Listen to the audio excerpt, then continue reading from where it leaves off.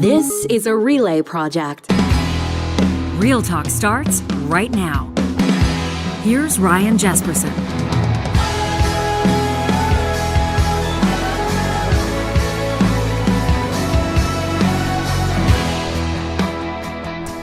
Grateful that you're joining us for this episode of Real Talk. In just a moment, the Globe and Mail's Jana Pruden back with us in studio. She's just released the first couple of episodes, season 2 of her podcast, In Her Defense. This is one of the most downloaded true crime podcasts in the world, and for good reason. Jana applies her experience as a seasoned journalist, an investigative journalist, to cold cases. She was here about a year ago talking about the story of Helen Naslund. Today, we're talking about Amber Tuccaro. If you live in our home province of Alberta, you probably remember that name. You probably know the story. Elsewhere in Canada, there's a good chance, but maybe not. A young mom, last seen accepting a ride into the city, the big city of Edmonton. Never seen again, but she was heard from. A voicemail to her brother. Jana's going to take us into this story, including what many would describe as a bungled police investigation. As a matter of fact, an apology from the RCMP not long ago. Those details are coming up on this episode of Real Talk. This episode is presented by Alberta's top online real estate school. That's Relo. You can find it online at relo.ca, the best place to start your real estate career. Whether you've been in the game for a while or maybe you've just been watching from the sidelines, admiring those that are growing their own careers, unlimited earning potential, choosing their own hours, helping people along the way. You know, there are a few options when you get started with real estate, but Relo's your best choice by a country mile. Why? Because they've got high exam pass rates, winning webinar and tutorial content, and flexible online learning. The promo code Ryan100, all one word, is going to save $100 off the Alberta Commercial and the Alberta Residential Real Estate Bundle. Get started today with the promo code Ryan100 at relo.ca. Jana Pruden live in our studio in just a moment, but first I want to set the scene for you. I want to play the trailer for season 2 of In Her Defense and get you up to speed on the story, the disappearance, and the murder of Amber Tuccaro. Yo, we're not going in the city, are we? We're going. No, we're not.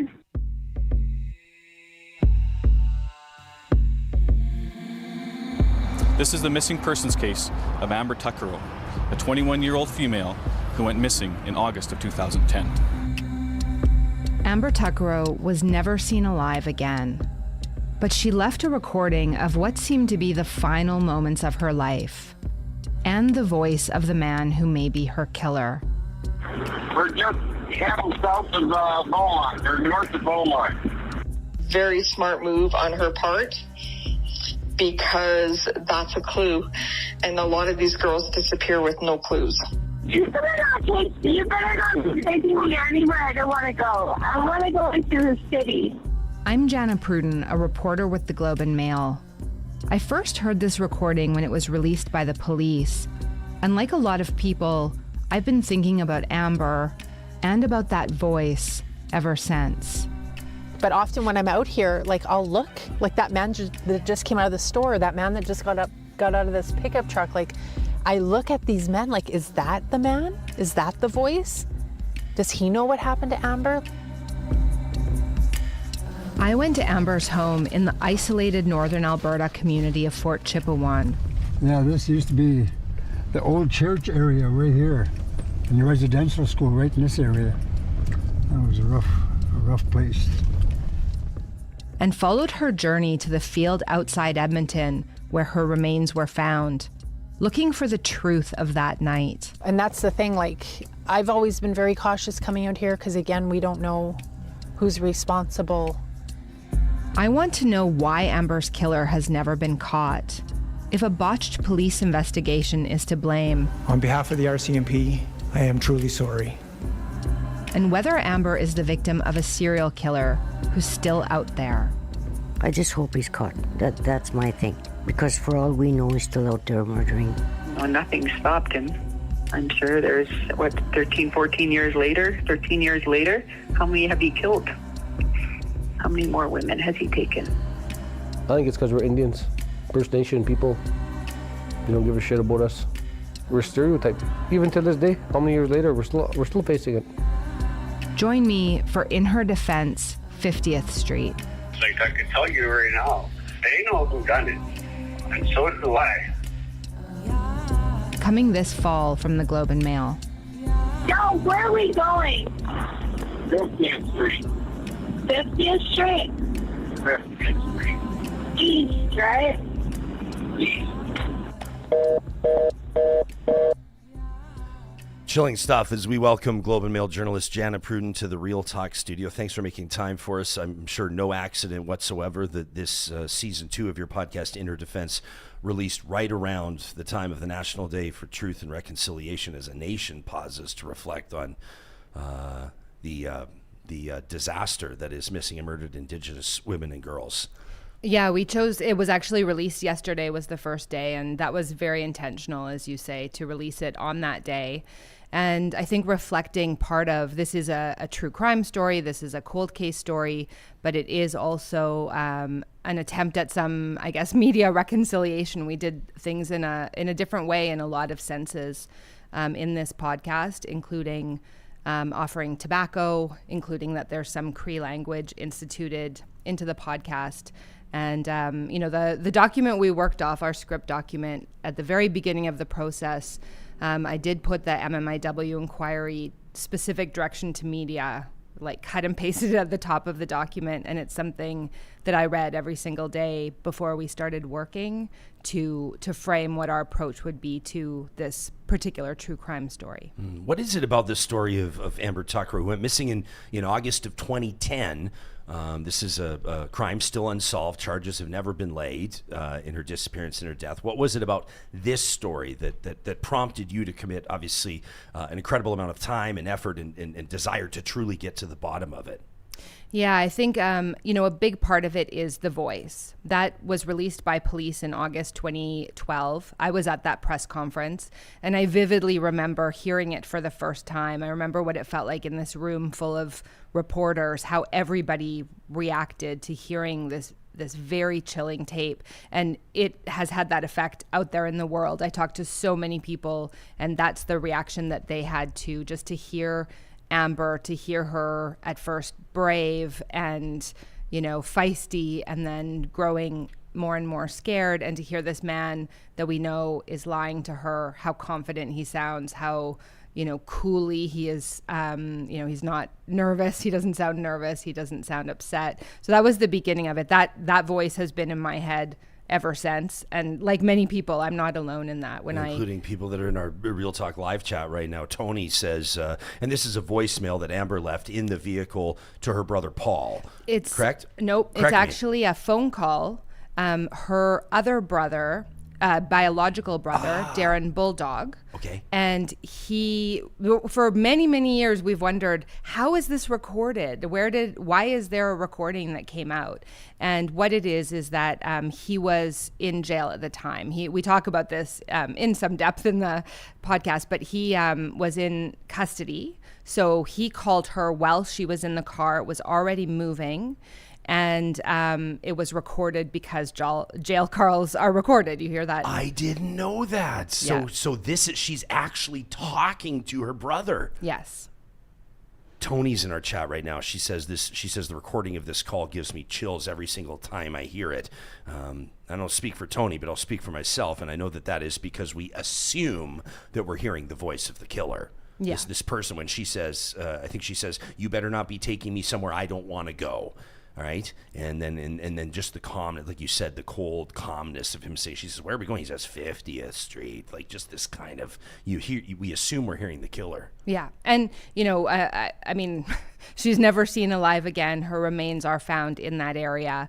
No one's been charged, so we can't say he's guilty. But it is the only reasonable conclusion is that either he killed her or he's part of her murder. I mean, there's no world in which he's just like a nice guy who gave her a ride and then she just happened to be killed someone else immediately after. He's obviously lying to her. He's obviously, you can hear that what's dawning on her. And, like your listener wrote in, I think there's so many people when I just talk to people about the case and I say, oh, the tape, and they just remember 50th Street, they remember Beaumont, and they remember absolutely. Absolutely is this word. People tell me sometimes they're in line at a grocery store, they hear a guy say absolutely, and they think, could that be that man? It really is very haunting. And I think the second thing that I would say is that we know the police messed up this investigation. That's not a judgment call. They actually, there was a formal review. They had to give an apology. And that was the other element that really drew me to this case. In her defense, one of the things that we do is we look at individual cases of individual women, but also the ways that systems failed them, systemic failures, because I truly believe that if systems, can be held accountable and improve, whether that's the police, the courts, that will help other women, other people, other families in the future. So I knew there was more to say about what happened in this investigation and then what the impact of that was, because of course, it's a cliche, the first 24 hours, the first 48 hours are the most important. So what happens if a case is completely not taken seriously for weeks and even months? What does that do for the chance of ever solving it? You spend time with a whole bunch of people. As I mentioned, the first couple of episodes are out as of the time that we're recording this, and ultimately people will be able to listen to the series through in its entirety. Her mom, it's tough to listen to her mom talking to you and to imagine. You don't even have to be a parent. But to imagine the angst, I can't think of the word that's so much more than worry. You'd be torn up. You'd be destroyed if your child was missing. Your daughter was missing, and the mother of your young grandson, and nobody seems to be taking it seriously. But this is what her family faced right out of the gates. They knew something was wrong. But they were having a hard time convincing police. Yeah, absolutely. And what we hear from them is what we heard after in the inquiry into the William Pickton homicides, in the broader MMIW inquiry, families being told, oh, they're just off partying, just wait a few days, they'll be back. And not trusting families who know that something's wrong, that she would not have been out of contact like this. She wouldn't, they just knew. They knew immediately. And her family, Paul at one point said to me that he didn't think that if they didn't do what they did, nothing would have happened with her case. It wouldn't have gotten as far as it has even. And I think that's very true. Their perseverance in keeping her story out there, their willingness, their courage to, every time you do an interview, every time you invite a reporter into your life, it's very difficult. It's very painful. You can hear in the interviews how fresh it is. It may be 14 years, but it's not. For people who have lost someone to homicide and to an unsolved homicide, it's still so fresh. And I really respect their tenacity and their perseverance. Actually, the last episode of the podcast, episode 6, is called Persevere. And that's part of, I think, the message of their story is that you have to keep fighting. Dennis says, I remember this. Says I was working at the old Red Edmonton remand at the time. He says it is chilling. Erica says, I'm so sick and tired of government apologies, press conferences, pointless land acknowledgements. These things don't benefit Indigenous people. Real tangible change is needed, not more words. I'm going to jump around a little bit in the questions I'm asking you, but in the context of the police investigation, an apology is one thing, issued at the end of July of 2019, so coming up on the 9-year anniversary of her disappearance. As far as you can tell, has the investigation been taken more seriously? I mean, obviously, when you miss out on the initial first few days, police are behind the 8 ball, so to speak. But has the RCMP, in your estimation, been endeavoring to make this right to the family and to Amber? There's definitely a very clear change between when it's a missing persons case and when it's a homicide. And the investigation really does kick into gear in a very big way at some point. It is now the current head of the historical homicide unit tells us that it's the largest single victim homicide investigation that he's ever seen, about 50,000 man hours. Now, a lot of that did have to do with the decision to release the tape, had this huge impact and created a massive amount of investigative work. So yes, it has been, it became a very big investigation eventually. After months. Can we go back to that? Yeah. You blew my mind when you told me about. I always thought her brother missed the call and it was a voicemail. But I'm so grateful you've clarified that that's not the case. Have you heard the full tape? Have RCMP released the full tape, or have they just released portions of that conversation? Just portions. It's 15 minutes long, the full call. And that was one of the things that I wanted most in this investigation, was to hear this. And there were sort of two avenues to that. One would be the RCMP letting me. One would be Darren Bulldog, who says that he still has it on a USB stick. And so that's something that I worked very hard on, to hear this full tape and hear what else is on there. The RCMP are not releasing the full tape. They wouldn't even let me hear. I was like, 5 seconds, just give me 5 more seconds. They wouldn't. It's interesting though, the number of investigators who've heard it, barely any. Despite the fact there's been, dozens of officers working on this case, they have restricted it because they're keeping it as holdback. Because when, or if they identify a suspect and they're interrogating him, they want to make sure that their point is there was 2 people in that vehicle and they know what was said. Sure. And they want to guard against false confessions and other, pranksters, and which you had on your show. I'm happy to talk about that. I suspected that would come up with you and I today.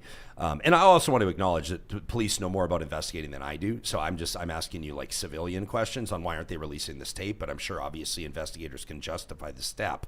All things considered, though, there have been questions around this investigation. Yeah, I think that's a very common question. It's a question I had. Many people have said, why don't you release the whole tape? Why not just put all the evidence out there? And that they'll, obviously if they're going to, there's no statute of limitations on murder charges. So someone could be charged for this murder at any point and into the future, correct? Absolutely, yeah. For people that don't know, when I was back on terrestrial radio hosting a talk show, I received, this is the wildest 5 minutes of my career, and that's saying something.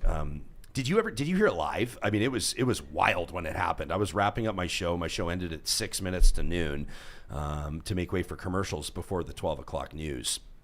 And we got a phone call from a guy, and this was during COVID because I was broadcasting out of my garage. We had set up a radio studio in my garage. I was by myself. My producer was at the station, so I was all by myself. No eye contact, no looking through the glass, no nothing. And I got a text that was like, "You need to take this call." And the call was from a man claiming to be the man heard on the tape. And we talked for a brief period of time. You've heard it since. It's been wiped since, no thanks to Chorus Radio. But the guy did say in that conversation a couple of times, absolutely. He said it in the exact same way that the guy says on the tape. It gave me chills right now. It's giving me chills as we speak. I don't know if that was the guy. He claimed in a conversation with me that he dropped her off, that he left, that he may have been the last person to see her alive, but he certainly wasn't her killer. I do know that the recording of that was passed along to the RCMP, and that's as far as I know what happened to it. But that was, to this day, something that it blows my mind. There's so many questions. I mean, first of all, was it a crank call, or was he actually the guy? If so, was he the killer? Probably, right? They can't lay charges on probablys. But that's something that's, as I'm trying to even tell the story right now, you could probably tell it still rattles me a little bit. Yeah. So the police investigation continues. Meantime, her family's had to advocate. I've spoken with her mom in past. I've spoken with her brother Paul in past. I can't imagine the emotions that they navigate. What sense did you get as you visit her community and sit down with the people most affected by this murder? Present day, is this something that they're still hopeful, do you think, will result in an arrest and charges and maybe a conviction? Mm-hmm. It was really powerful to go up to Fort Chipewyan. Her story has been out there in so many places, but it's the same thing repeated over and over, right? It's, on all the TikToks and the podcasts and the YouTubes, and they're just taking information from thin air and from what's already been reported. So it was really powerful to go up to Fort Chipewyan. We actually arrived during the winter carnival, and somewhat maybe uninstinctively, Our podcast starts with the Winter Carnival, with this really joyful celebration in her community that was really beautiful to see and to be part of, and also really brings home what is missed when one person is gone, one very important person. I think seeing her baby Jacob, who's now a teenager, these are real people. It's not just like a cold case for consumption. These are people that live with this pain every single day. I think there is hope that things have changed because of her case with the RCMP, and that it will get better for other women and missing and murdered Indigenous people, and hope that maybe someone will still be found. And, the police hope for that too. Travis McKenzie, who's the current head of the Missing Persons Unit and Historical Homicide, he said multiple times he's an optimist, and he hopes also that one day someone will be charged. And that's part of their explanation for keeping that hold back so close, is that they want it to go to court. And I think that's always this balance between what you make public and what you don't, is that you could compromise the case to the point that a good defense lawyer will, get someone acquitted of a murder.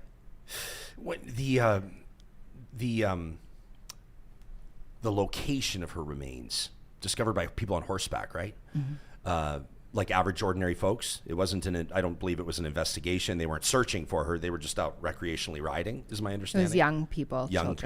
Children. Yeah. Well, okay, young people. Yeah. Under 18. September of 2012, I think it was, a couple of years just over a couple of years after her disappearance. Within days of the recording being released. 3 days. What do you read into that? Well, I always thought that how could that be a coincidence? And this guy must have hurt himself on the recording, and then he went and left her remains somewhere. But that does not appear to be the case at all. One of the police officers who was at the scene told us, from the way the evidence was found forensically, it was very clear that it had been there the whole time.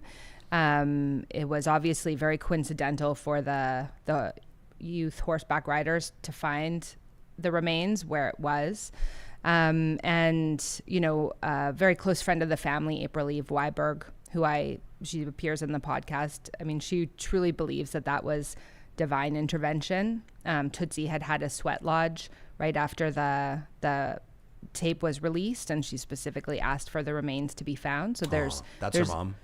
There's a spiritual understanding of that too. What I would say, so I have been to the scene multiple times since we started this podcast, including on the actual anniversary. I wanted to go at the same time of day. I wanted to be in the place when the conditions would be very similar. And seeing that spot, it's so unlikely to me how she was ever found, to be honest. And that they happened to find her within 3 days of the voice being released is very, very unusual coincidence. Sylvia in our chat says there's got to be somebody who recognizes that guy's voice. This is you look like you want to say something. That was my starting point with this whole podcast. When we finished In Her Defense season 1, and one of my editors, our big editor, said, "Do you have an idea for season 2?" I said, right away, I want to tell Amber Tuccaro's story, because someone out there has to recognize this voice, and then her killer will be caught. And I don't think that anymore. Huh? How come? Well, I mean, you have to listen to the podcast. But I will. It turns out it's a lot of us have believed that for a long time. There's voice recognition. I call my bank. They can tell it's me from my voice. And ultimately, the voice is of a lot less value than we thought it was for a long time. Really? Yeah. Okay. 2 episodes out right now, 4 more to come. There also, in the context of the location of her, I mean, gosh, can I just say, real talk? I want to check myself when we have conversations like this, because we just talk about it so matter of fact, right? We're also talking about a human being, right? We're talking about somebody's mom, right? Her son now is 14 years old. 15. Right? 15, Mm-hmm. Jacob. Yeah. Right? Like, this is a real story. This is a real person. We're talking about where she was discovered. I mean, we're talking about where her body was unceremoniously dumped, right? I always try to remind myself when we talk about this, so matter of fact. But the location, I think, is also relevant because people have speculated and wondered if a serial killer is at work or was at work, has been at work in the Metro Edmonton region. I know that there were some questions swirling around convicted killer Thomas Svekla, who was, I believe, removed as a suspect due to some of the timing, I think, wasn't it, of when he had been incarcerated, and police believe that this would have been impossible for it to be him. But as you did your investigation, what have you been led to believe, or what's your gut tell you about the possibility of a serial killer? Yeah, I think that's a very strong possibility. So there's 5 women who are found within 8 kilometers or 5 miles. Yeah. And they all disappear before Amber, but 2 of them are found before her and 2 of them are found after her. And so the 2 that are found closest to her, and they're found very close to each other and very close to her. And the police previously said that Svekla was a suspect in their murders. But he's never been charged. And in fact, he's never been charged with any of the other homicides. You know, police have said, or at least implied, that he's responsible for a lot of homicides. He's never been charged with any outside of the original 2, one of which he was convicted of, one of which he was acquitted of. So Svekla, though, could not have killed Amber because he's already arrested by the time she's killed. Right. So I think what's really interesting about that is that we talked to a geographic profiler, Kim Rossmo. He's one of the world experts in geographic profiling. He worked on Picton, and he really sees that the chances of 2 separate killers finding that location and leaving the bodies so close to each other would be highly improbable, that is a really tight cluster. Now, Amber is a different circumstance and also a different timeline, and he kind of addresses that. Again, these are all sort of speculations and what might be probable. But I personally think that it's a very strong possibility. One of the things that I think about a lot is that because we have this recording, you know, because of how calm he sounds and how confident he sounds and how he doesn't sound scared or nervous, that doesn't, like, he knows he's taking her somewhere. And that speaks to someone, to me, again, I'm not a criminal profiler, but I have done a lot of crime reporting, but that speaks to someone who isn't acting impulsively. It isn't a situation that just flies out of control somehow. He knows that he's doing something wrong already when we can hear him.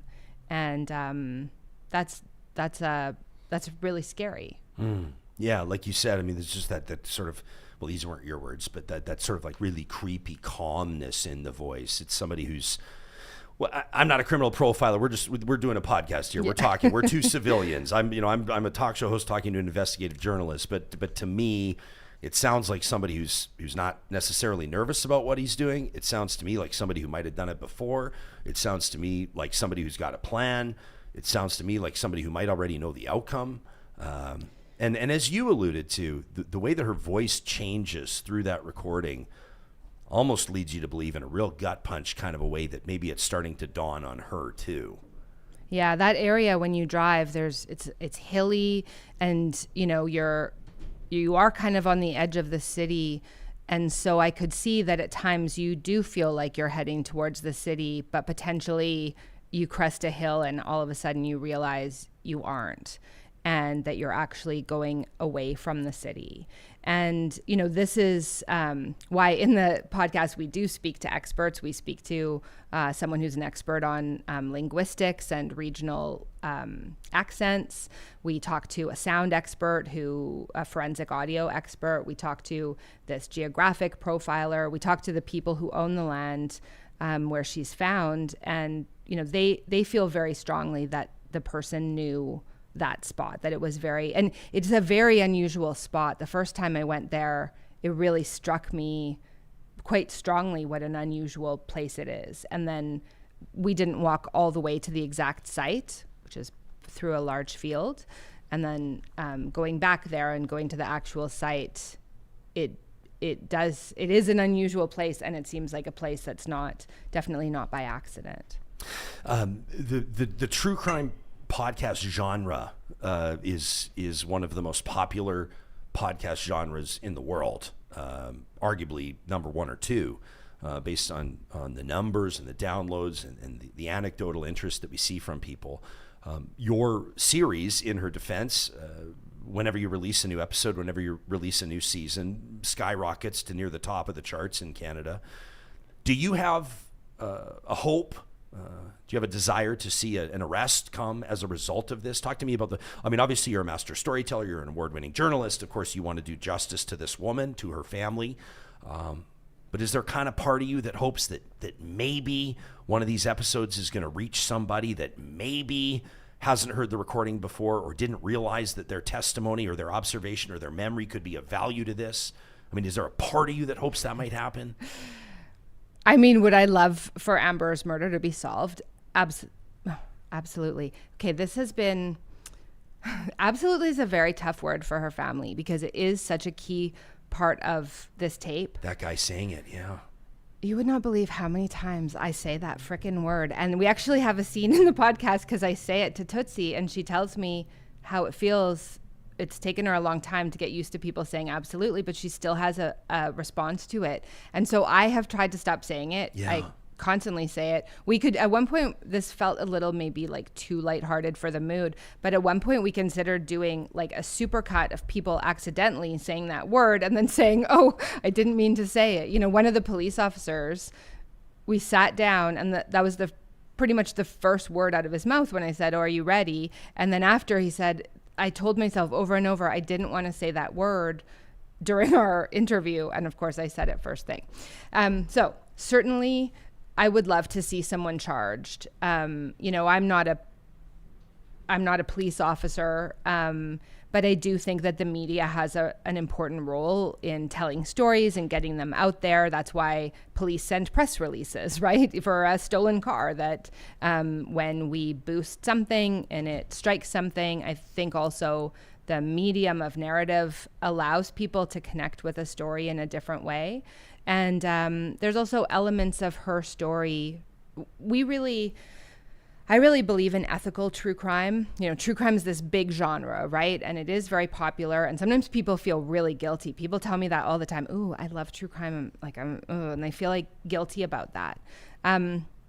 There is some true crime that's probably worth feeling guilty about, that is really exploitive, that's really sensational, that's really like, you know, think of the blood-soaked cover in the supermarket checkout line when they used to sell books at the grocery store. But I believe that a lot of people are drawn to crime stories because we can learn a lot from them. We learn a lot of resilience because we care about other people, because we want people to be safe, because they make us think about ourselves and our own lives and our own children. And so I do really believe in it as a genre, and that these stories can be very powerful, very ethical, and hopefully that they help in some way. And my hope is, you know, yes, I would love if somehow someone's solved because of this, or someone's caught because of this. I'm also not, you know, naive enough that never happens. I mean, no podcast has ever really solved a murder independently. Like, let's face it. Yes. But also I hope, you know, someone told me yesterday that they felt like listening to it, they knew her as a person a little bit for the first time. That's really meaningful to me. That someone else told me that they felt that they sort of understood some aspects of, you know, we go to our home community, we see the residential school, we talk about like the place that she comes from and the effects of the colonial effects in Fort Chipewyan. And that someone told me that they've heard that kind of stuff all over the place, and that it sort of connected with them differently in Amber's case. So, and I hope that that's something it does too, is that it helps people. You know, I got a letter, because there was a little print story that ran on the weekend before the podcast came out, and I got an email from someone that was really a pretty hideous email. You know, this is this is Tuccaro's fault. This is her killer's fault. Don't try to blame this on the rest of us. And very nasty email. And I responded telling her, I'd really invite you to listen to our podcast, and I hope it will help you understand Amber's story in a different way. And that would be a big success for me too. I don't even know if I want to put you in a tough spot and ask you this. I should maybe just put it in the form of a comment, but I always wonder what the fuck motivates somebody to send an email like that. Like, how much of a depraved, insensitive, calloused human being do you have to be to, number one, think that, number two, type it out, and number three, hit send? You almost wonder if her family has received messages like that. Did they share that with you? Did you talk to them about that? What has public sentiment been like for the family that has been forced to grieve publicly? There's a lot of people all over the world praying for them, giving them their support, wanting this case to be solved. There's a lot of very racist, very blaming, very ignorant comments as well. And, I think if people think that racism isn't a thing, if people think victim blaming isn't a thing, and that ties into, I guess, how the case was originally seen. It's all part and parcel of the same thing, and what we see going on in many places. At the MMIW march this spring or early summer, I went and just was observing, and we were gathering some tape. And one of the chants that really struck me and broke my heart is, "We are human, not trash," being said over and over. And I think, again, this is Amber's story. It's about her, but it's about a lot of women. It's about the way that society and the way that people have viewed women, and especially Indigenous women. There's a line from a paper from the Native Women's Association of Canada that was released just before Amber disappeared, maybe 2 years before, that I actually quote in the podcast, where the writers say, that Indigenous women are preyed upon because people think they will not fight back and or that they will not be missed. And to me, proving that wrong, proving that idea wrong, not to the writers, but to a society that may hold some of those views, has been really important to us. Incredible work. I'm one episode in. I can't wait to hear the next 5. There's 2 out now for everybody that's going to check it out. I encourage you to subscribe. And hey, just like on a nerdy technical note, if you rate the podcast, if you review it, if you share it, that'll really help this story get out even more. We've been talking to Jana Pruden. You can read her work at theglobeandmail.com, the feature in print and online, The Last Call of Amber Tuccaro. And then, of course, you can find the podcast, In Her Defense, 50th Street. I even get chills thinking of that. 50th Street, wherever you get your podcasts. Jana, thanks for doing this. Incredible journalism. Proud to know you, my friend. Keep up the great work. Thank you. Thanks for having me on, and always for your support of these stories. Yeah, of course.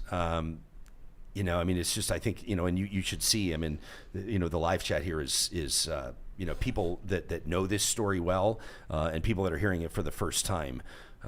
I saw Vamp Fashions saying something earlier, and I'll read their quote here. Earlier in the chat, they said something like, she may very well have been out partying. That's not the point.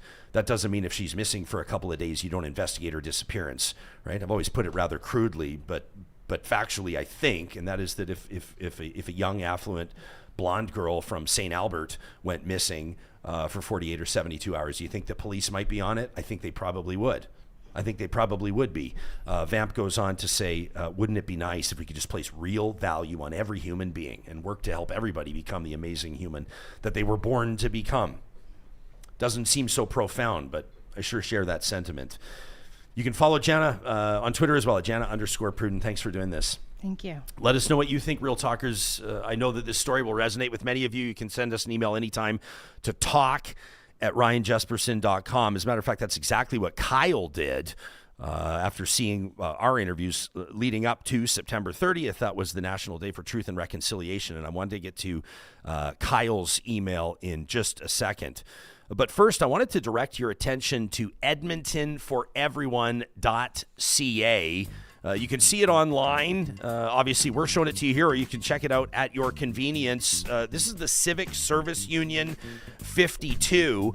These are public sector workers, thousands of them in Alberta's capital city, in the city of Edmonton. Edmonton's at a bit of a crossroads.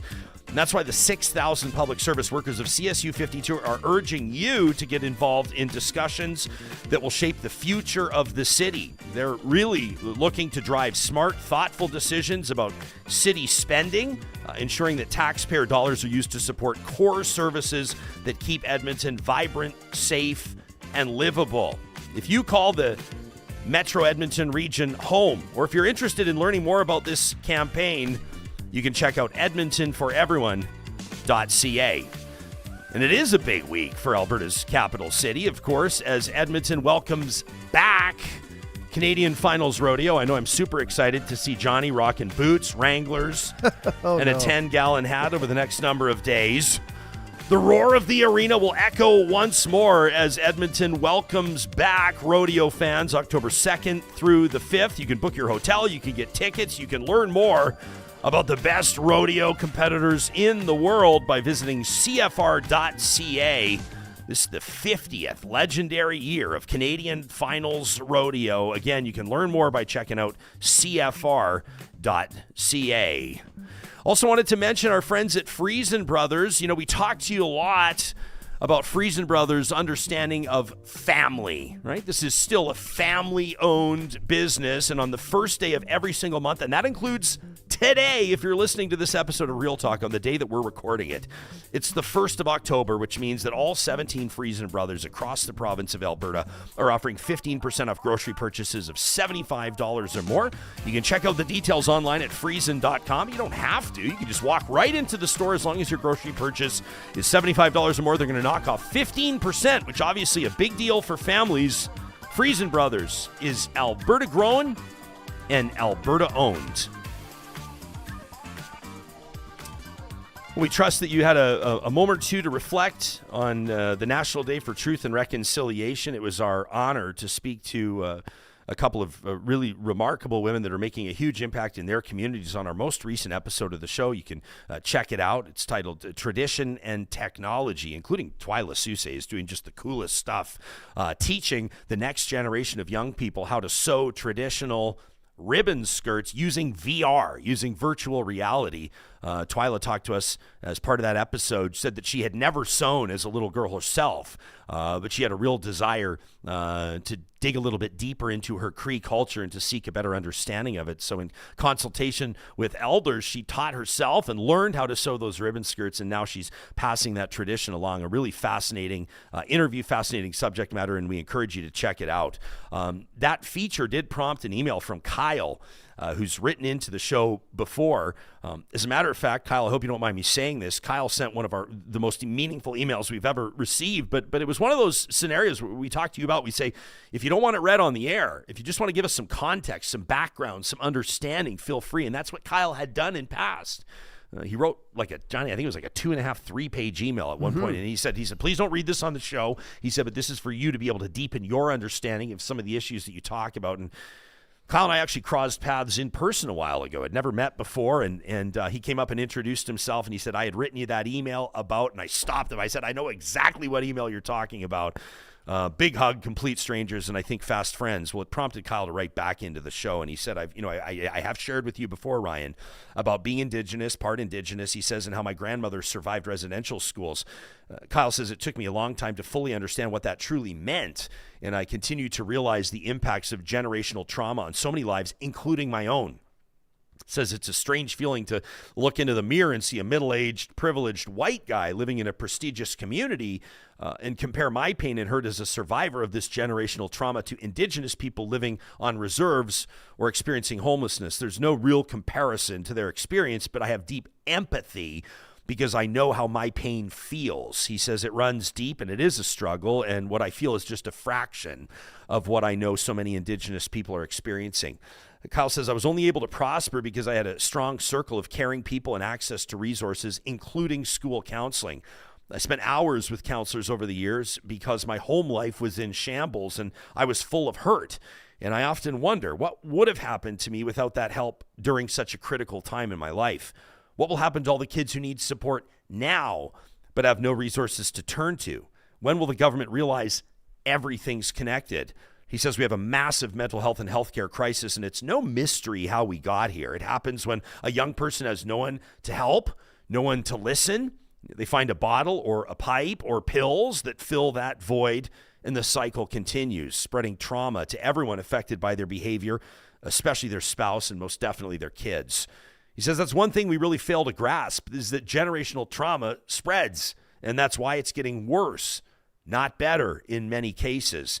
He says, I'm lucky to have come out relatively unscathed, though I still do fight my own demons and I have heavy days. He says, I'll likely continue to seek counseling more as check-ins and grounding visits, he says. Let's face it, day-to-day life, even under normal circumstances, is hard enough. Therapy truly helps, says Kyle, and I encourage everyone to try it. He says, one thing that I know for certain is that my generational trauma will end with me. He says, my kids won't have to carry this weight, thanks to the help that I've received from counselors, from loved ones, and the hard work that I put into self-improvement. Take care. That from Kyle, an incredible email, and we really appreciate it. The other guest on our recent episode, that was the September 27th episode of Real Talk, was Linnea Cesana, and she's the founder of a nonprofit, of a counseling agency. She's a certified trauma therapist that's offering counseling without charge to residential school survivors and to their descendants. She's also doing amazing work in one of the most troubling and difficult to talk about problems, one of the most difficult crimes, that is human trafficking. And Linnea talked to us about both, but specifically that the work that she's doing with survivors, residential school survivors, really remarkable. If this is something that resonates with you deeply for personal reasons, or you know somebody that might be interested in hearing more about that and learning about that resource, make sure you check out the September 27th episode of the show called Truth, Reconciliation, Tradition, and Tech. This is an interesting one. I recognize I read a comment earlier in that interview about land acknowledgements, and Shauna says until land acknowledgements are truly understood, they do need to be included in practice. She says, I also am moved by the words and by the intent.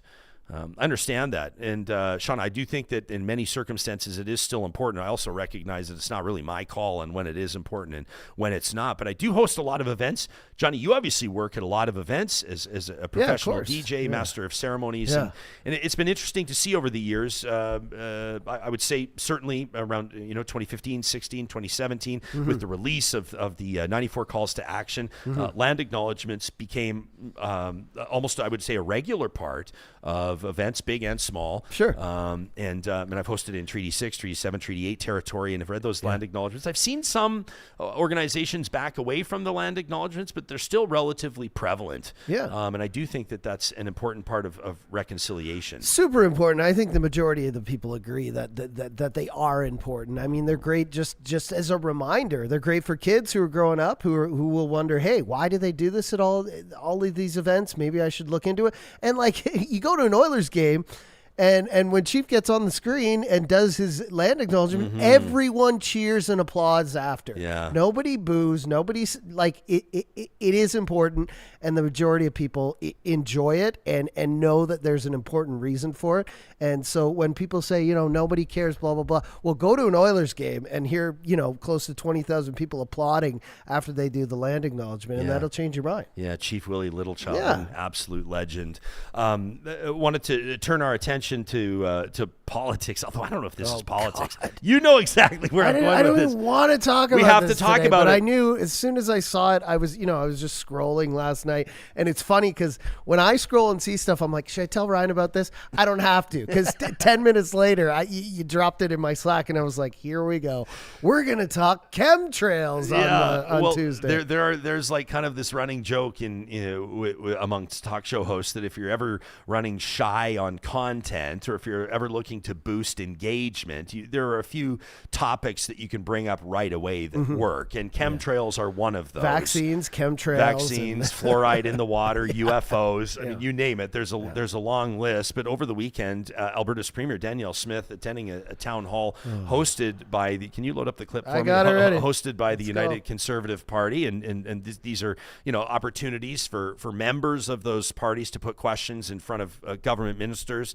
She was flanked by a couple of her ministers, including I saw Dale Nally was there, and a couple of others. I think it was Nate Glubish that was by her side as well, as Alberta's Premier Danielle Smith is asked a question about chemtrails. And I'm going to expect our live chat on YouTube to explode in just a quick second. And obviously, I want to pick your brain on this. But to provide you context, and ultimately the question here, I think, is what should have Premier Danielle Smith done in response as Alberta's Premier to being asked about chemtrails. But here's basically her answer. It's about a minute long. The best I have been able to do is talk to the woman who is responsible for controlling the airspace.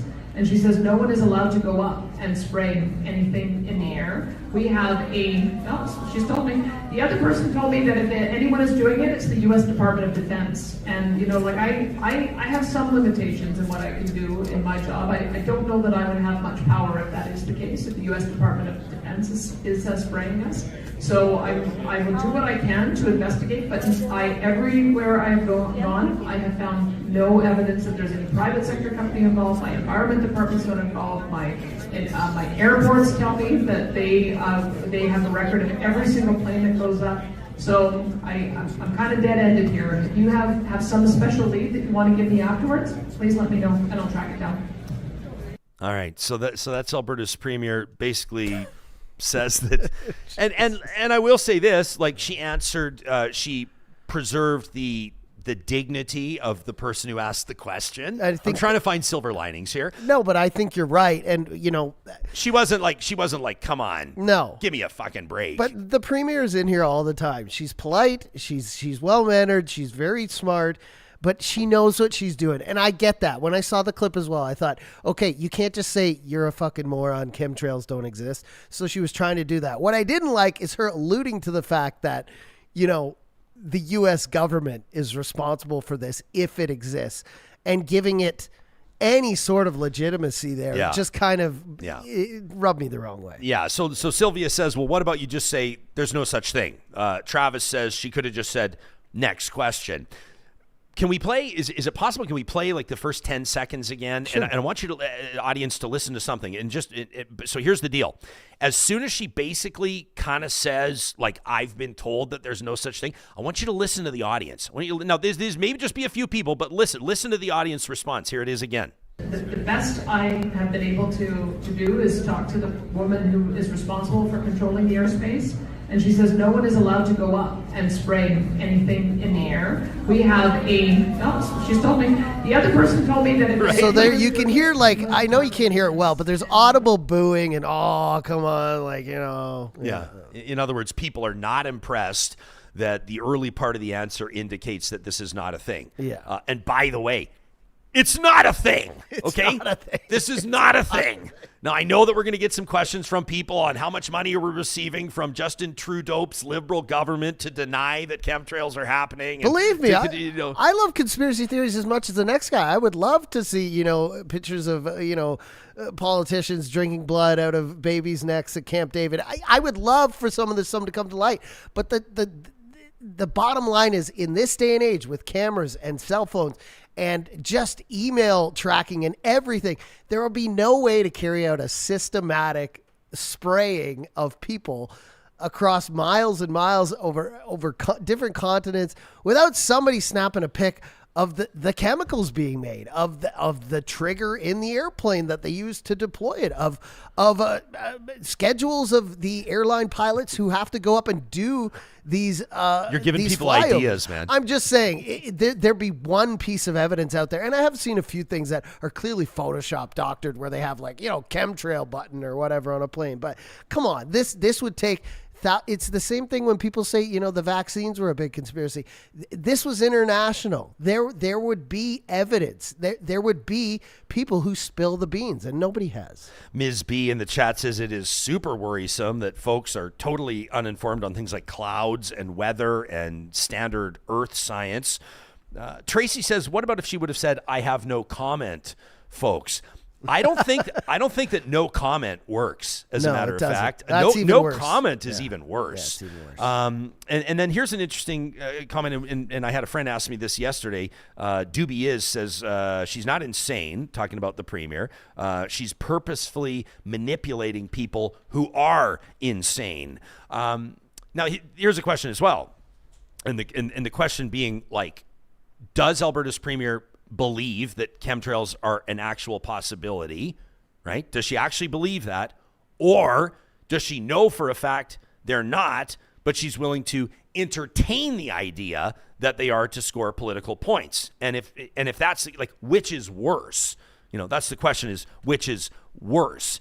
Now, I wonder how differently the answer may have gone had this been after the first week of November, where Alberta's premier is facing her leadership review at the United Conservative Party's annual general meeting in Red Deer.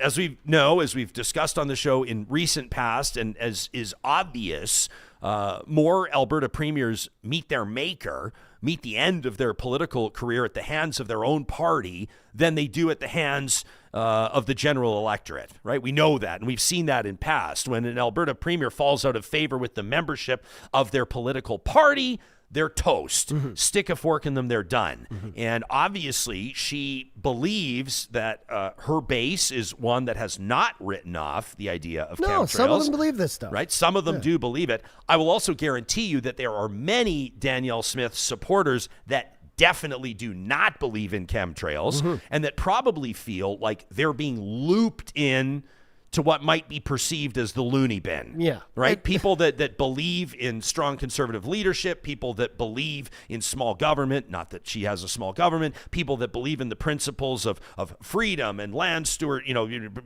landowner rights and all these types of things, right? Parental rights and education, business-friendly policies, low taxes, et cetera, et cetera, et cetera. Still waiting on the tax cuts, but that have no interest and no desire to start talking about things like chemtrails, and mm-hmm. I think that's where she walks a dangerous line. Now, I would say she may have been put on the spot here. I would also suggest that any premier, in particular conservative premier, should probably expect some questions like this at a town hall and should have a strategic position mm-hmm. in place where you can answer a question that does not demean or embarrass the person that's asking that question, that does not alienate, that does not, mm-hmm. you got to think of who's showing up to town halls and AGMs. Mm-hmm. It is your most ardent supporters, right? Sure. These are the people that would absolutely, they donate to the party, they knock on the doors, they volunteer, and they expect to be represented. Sure. They expect to be rewarded for that loyalty. And I think she's in a tough spot. But in my mind, this needs to be an easy decision. I mean, you're also talking about the reputation of the province. Yeah. And it has made national news and probably international news. This is the type of thing that people love to poke fun at. Sure. When you're speaking on behalf of or representing the province of Alberta and entertaining the idea of chemtrails, mm-hmm. It's a dangerous move. I think she was trying to let them down easy, though. Yeah, right? I know. She's like, I've talked to the people at the airports. Right? Yeah, it's like you don't want to. I get it. Like it's if someone has a belief and you want to explain to them that maybe this isn't real, but at the same time you want to give a little bit of legitimacy to their question. I think she did it right. What I didn't like, again, and I'll say, is how she kind of passed the buck to, if this is happening, it's the U.S. government, it's a U.S. conspiracy. The Department of Defense, she says. The U.S. Department of Defense is trying to kill Canadians or give them cancer for what, And it's just... I was obsessed with this stuff in the early 2000s, Ryan. I can't tell you how much I was looking into chemtrails and believing it. And I just looked so much. Really? You did used to believe in it? Of course. When I was in my early 20s, man, I was obsessed with conspiracy theories in general. But then, the internet came of age, and now it's really vast. And not only that, monitoring, cameras, everything, like... Just what we know about how things come out into the public knowledge, how people get called on things, how people get charged with stuff, how conspiracies come to light and things finally come out into the public sphere.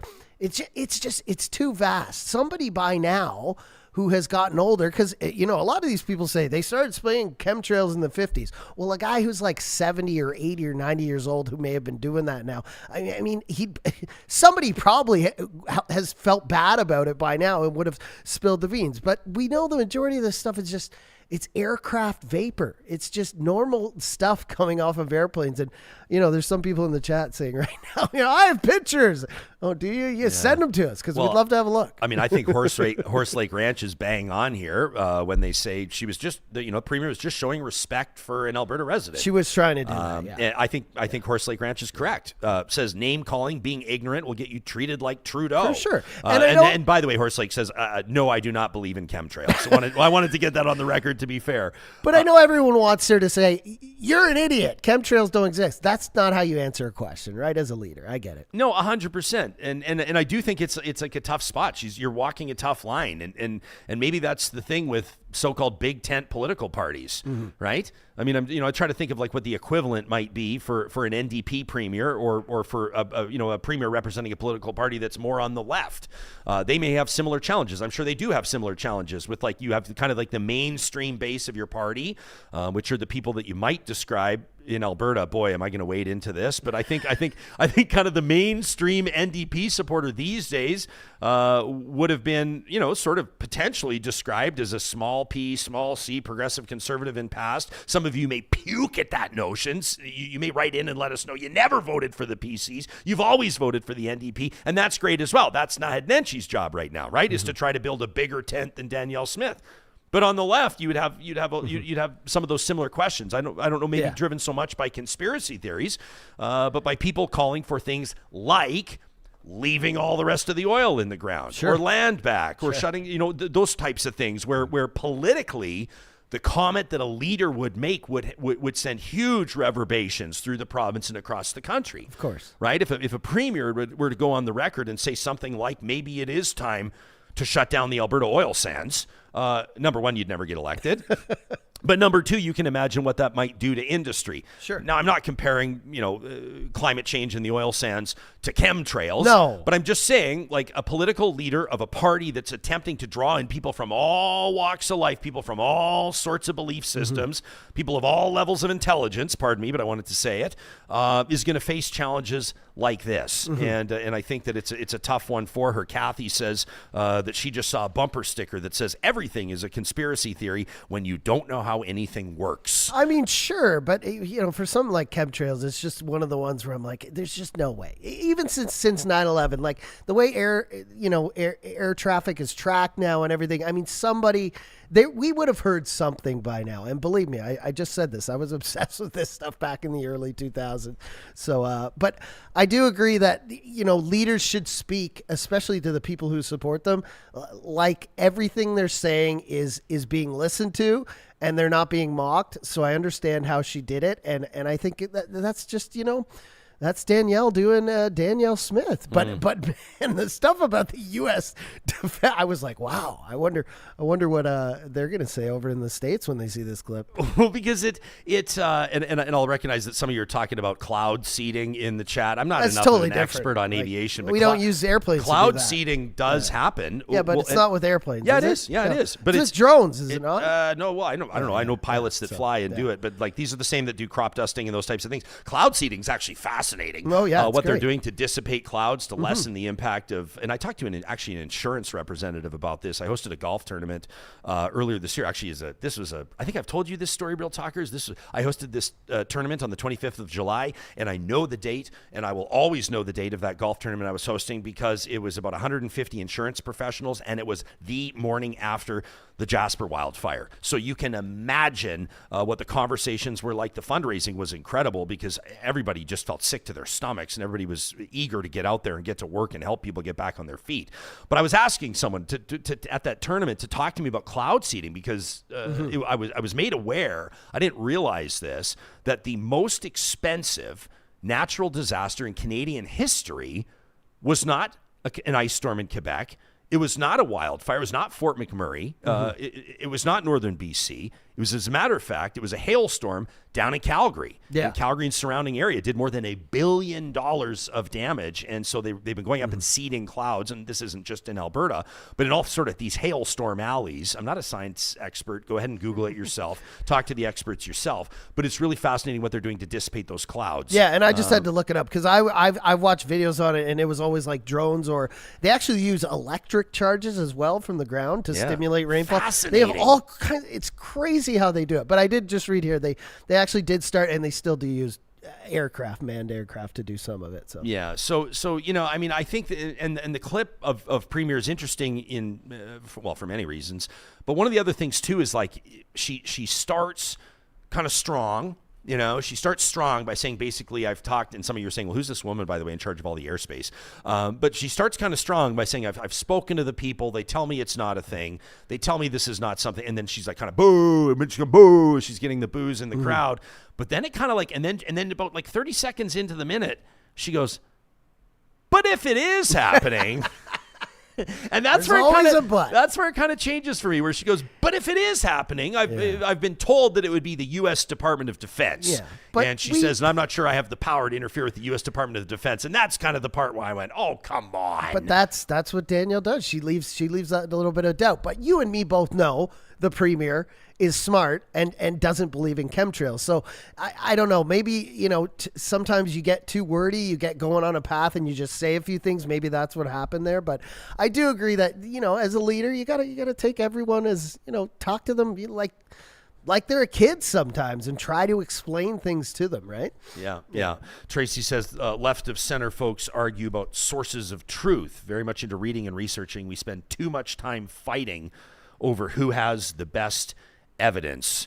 And I love this from Ken. Ken, nobody's kind of like owned our YouTube super chat quite like Ken. I want to recognize him. $5 there into our fund. He says, here's $5 to buy aluminum foil for some new hats. He says, what on earth is happening out there? Social media addiction has run amok. You look at some of the YouTube videos that get the most views. They're the ones that are telling the wildest stories, making some of the wildest claims. In a way, I think conspiracy theories are, and we've talked about this before, it's entertainment.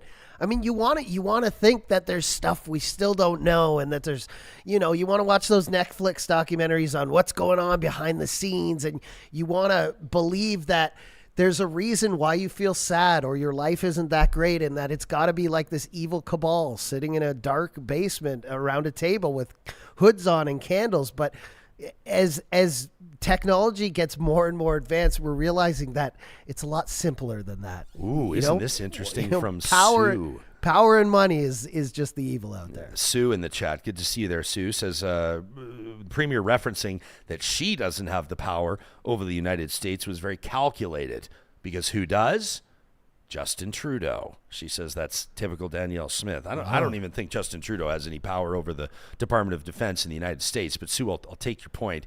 By the way, it's obviously on our radar, these rumors that the Trudeau Liberals are considering proroguing Parliament. That's something that we'll be talking about in coming days. You can let us know what you think about this. I'm a little hesitant to put the invitation out, but if this conversation about chemtrails... I've been telling you, we should do a show. We should have some experts in. We should have some cloud seeding people. We should have pilots. We should have someone who's in air traffic and just say, how improbable would this be to carry out these endeavors? One of the tough things, we should have one. One of the tough things about doing these myth-busting shows, and we've done some in past, and we see them, and they can be very popular, but the folks that are buying into the conspiracy theories believe that a myth-busting show is exactly what you would do as a strategy if you were perpetrating the crime, right? Of course you're going to bring on scientists to explain that chemtrails don't exist if you're trying to convince people to continue to be controlled by chemtrails. Yeah. The folks who need to hear you're preaching to the choir. Yeah. The folks that need to hear the myth busting are going to see it coming from a mile away, and they're not going to believe you for a single second. And we're hiding Sasquatch, and we're doing all of that. Yeah. Who was it? I saw somebody. Who was it? I wish I could give credit. I saw somebody that had tweeted that. I think it might have been Mark Spector, who's very good at pushing buttons. The Sportsnet correspondent, the senior columnist for Sportsnet, covering the Edmonton Oilers. He said something like, Danielle Smith is on the record for chemtrails. What's next? Is Alberta going to be issuing hunting tags for Bigfoot? Remember Jason Kenney weighed into that. Remember the Bigfoot family? I just about called it a documentary. It's a kids animated movie. Remember it came out on Netflix? Of course, they were fighting against the big evil oil company, and Jason Kenney wanted to go to war with Netflix over it. And Sasquatch was backing him up. But I want to reiterate that we should question everything. We should look into everything. But this is one of those things, chemtrails especially, you look into and there's just not even a shred. There's not even a little thing. I would love to put a picture up. I would love to put some sort of research on the screen for you guys and show you that this could be a possibility. There just is zero. Yeah. We're coming up is Positive Reflections, and I actually think that it's a bit of a ties in with the. Well, it kind of does, doesn't it? Yeah, I know. I saw it. That's coming up in just a second, presented by our friends at Kuby Renewable Energy. But first, I want to let you know the show wouldn't be happening without our amazing friends at California Closets, with custom closets and storage solutions for the entire home. I want to invite you to request a free consultation with these guys at californiaclosets.ca. We've worked with their designers before. I don't know if this is fair for me to say ask for Reese. Reese is who helped us, but I don't know. Reese might be steering the whole team right now. He did just a masterful job with our design. And what we really appreciated, he was able to deliver while keeping on budget. We're just a regular family, just like anybody else. And for us, budget was obviously right up there on our list of priorities, as well as getting the work done in a way that would help us stay organized and add value to our home. For us, it was a big, beautiful closet in a 110-year-old home. Those closets are lousy in those old homes, but boy, did California Closets work wonders for us. And then an entertainment center where the whole family can gather. But you can check out all their client stories. I mean, they do garages, they do laundry rooms, whatever you need, you'll find it at californiaclosets.ca. And Johnny actually had a wonderful lunch late last week with the senior leadership team at Complete Care Restoration. Oh, nice. Yeah, we've been trying to get together for a while, but obviously they have been running off their feet with teams deployed, not just in Jasper, Alberta, but in many different communities that have been impacted by natural disasters. Complete Care Restoration, more than 25 years of experience restoring your property and rebuilding your peace of mind. You know what I love about talking to them? It is just so obvious. They approach their work differently. They truly care. We've seen it firsthand with the diligence and the detail, the attention that they showed our project building this studio. If you're looking for someone to help restore your property, rebuild your peace of mind, look no further than CompleteCareRestoration.ca. Well, Kenzie in the chat says she sent us some chemtrail photos, so we'll be reviewing those. We will review those with utmost seriousness, but we do appreciate the emails, Kenzie.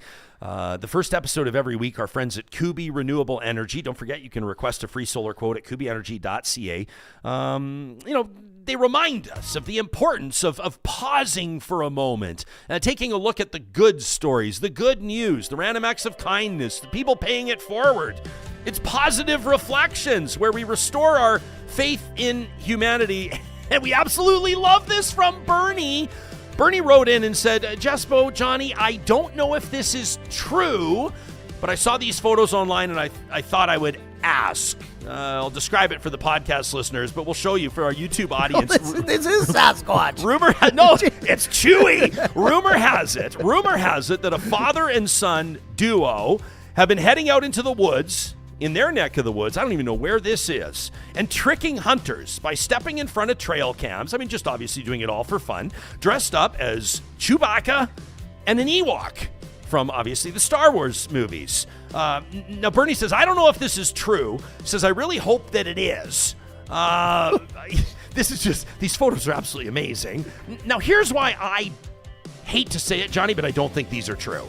I don't think that a father and son are tricking hunters by leaving these photos on their trail cams. And that is number one, how did they get the images from the hunters? The hunters own the cameras. So unless these guys were stepping in front of the cameras, then stealing the memory card out of the cameras, and don't steal memory cards, kids, there'd be no way for them to get them. I desperately want this story to be true. I suspect it might be photoshopped, or I suspect that people might be using their own trail cam.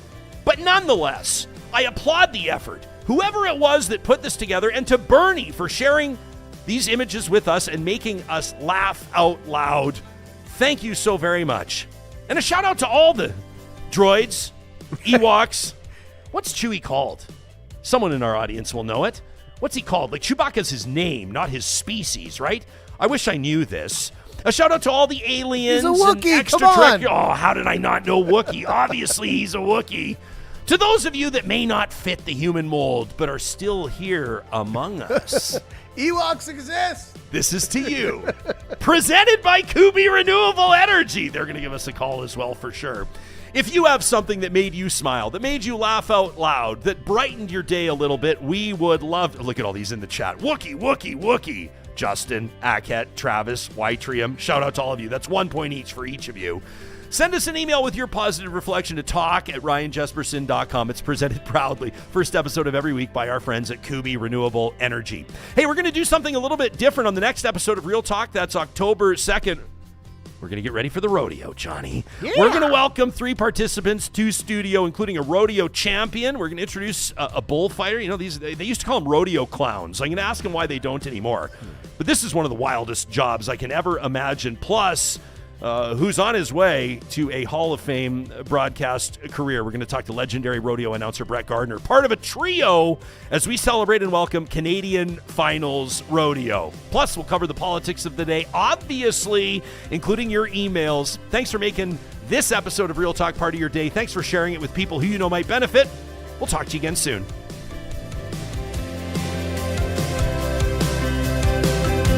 Real Talk is hosted by Ryan Jesperson, executive producer Josh Dunford, technical producer John Hicks, general manager Katie Cook-Chivers, account coordinator Lawrence Derlego, human resources Lena Shepard, website design Mike Johnston, voiceover by me, Carrie Skelton.